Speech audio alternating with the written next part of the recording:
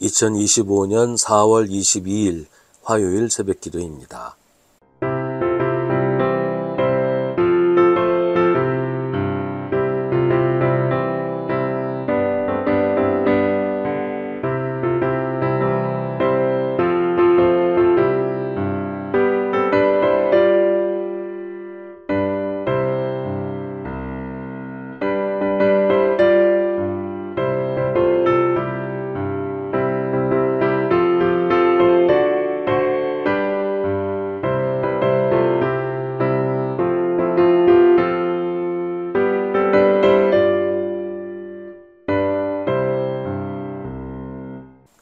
데살로니가전서 2장 1절부터 12절입니다.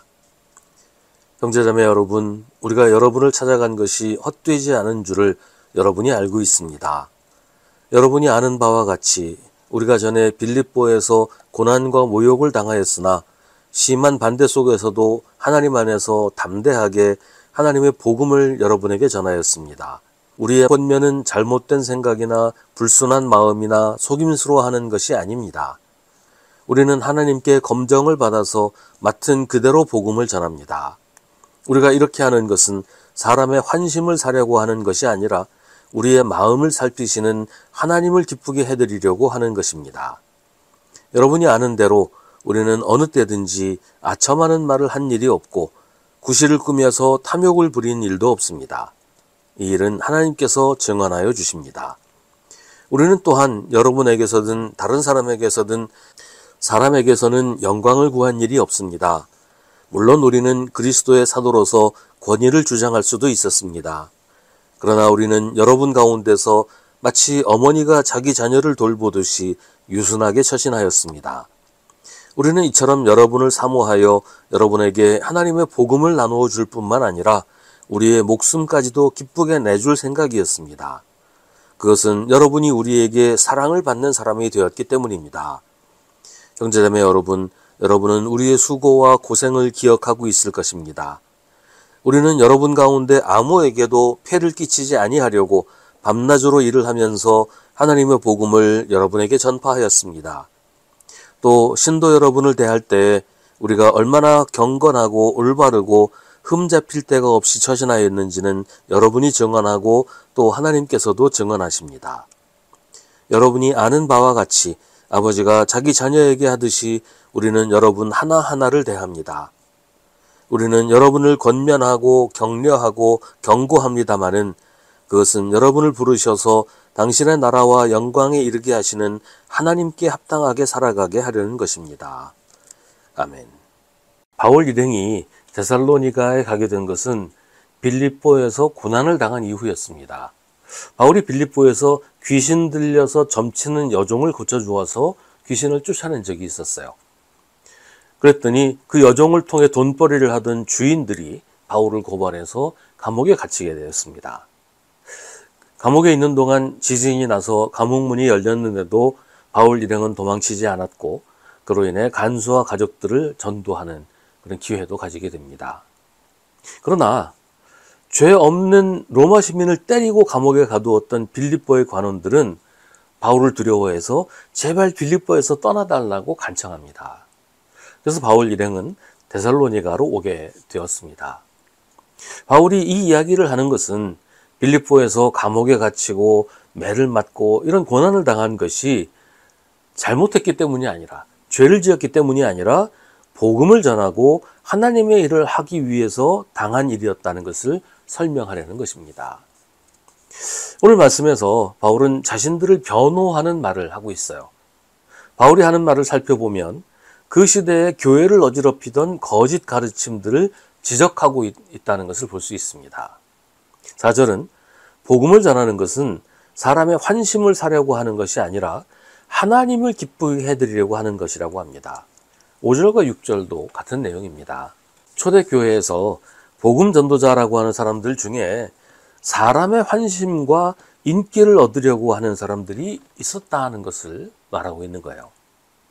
그런 사람은 어느 시대, 어느 사회에나 있는 사람들이지만 바울은 자기는 그와 같은 사람이 아니라고 얘기하는 겁니다. 만약에 자기도 그런 부류의 사람이었다면 빌립보에서처럼 감옥에 가고 추방당하고 이런 당하지 않았겠지요. 6절에서는 바울이 사람에게 영광을 구한 일이 없다고 합니다. 앞서 말한 사람의 환심을 사려고 하는 것은 사람에게서 영광을 얻으려고 하는 것이에요.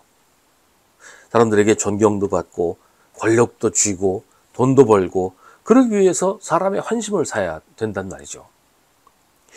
초대교회 복음 전도자들 중에 그런 사람들이 있었다는 겁니다.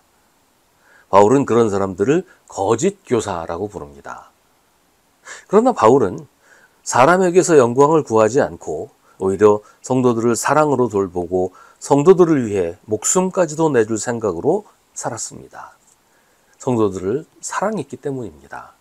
복음을 돈벌이 수단으로 생각하지 않고 예수 그리스도가 자기에게 주신 사명이라고 생각했기 때문입니다. 그러니까 바울은 자기 유익을 얻기 위해서 사역을 하고 목회를 한 것이 아니라 오직 예수 그리스도에 대한 사랑과 성도들에 대한 사랑으로 자신을 바쳐서 일했던 것입니다. 바울이 그렇게 성도들을 사랑으로 가르치고 돌본 목적은 성도들이 하나님의 나라와 영광에 이르게 하시는 하나님께 합당하게 살아가게 하려는 것이었습니다. 이 말을 좀 풀어서 설명을 하면 성도들이 하나님의 나라와 영광에 이르기 위해서는 하나님께 합당하게, 그러니까 하나님께서 보시고 옳다고 하는 삶을 살아야 한다는 말이에요. 세상에서 그리스도인으로 하나님의 말씀대로 예수 그리스도의 가르침을 따라 살아야 한다는 것이지요. 예수 믿었으니 다 됐다. 뭐 더 뭐 할 필요 없다. 이렇게 생각하는 사람들이 있습니다. 근데 예수를 믿는 게 뭘까요? 나는 예수 믿는 사람이야 라고 스스로 생각하면 그게 예수 믿는 건가요?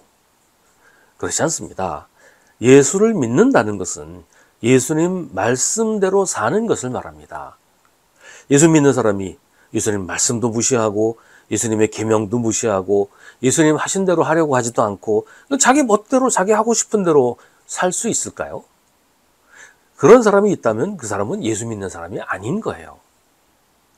예수를 믿으면서 그럴 수 없잖아요. 우리가 예수님을 주님이라고 부르면서 주님이 시키는 대로 하지 않으면 주님을 주님으로 인정하지 않는 거지요. 예수 믿지 않는 거란 말이에요. 우리가 하나님 나라와 영광에 이르려면 하나님께 합당하게 살아야 합니다.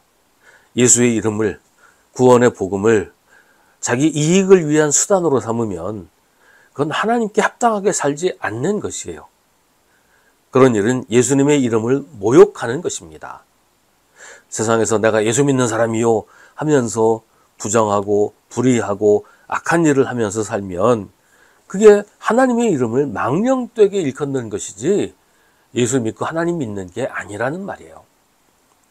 바울은 누구보다 믿음으로 구원받는다는 것을 강조한 사람이지만 그렇다고 예수 믿었으니까 아무렇게나 살아도 된다고 한 번도 얘기한 적 없어요. 언제나 복음에 합당한 사람, 하나님께 합당한 사람이 되라고 말합니다. 그게 믿음이고 믿음으로 그렇게 될 수 있습니다.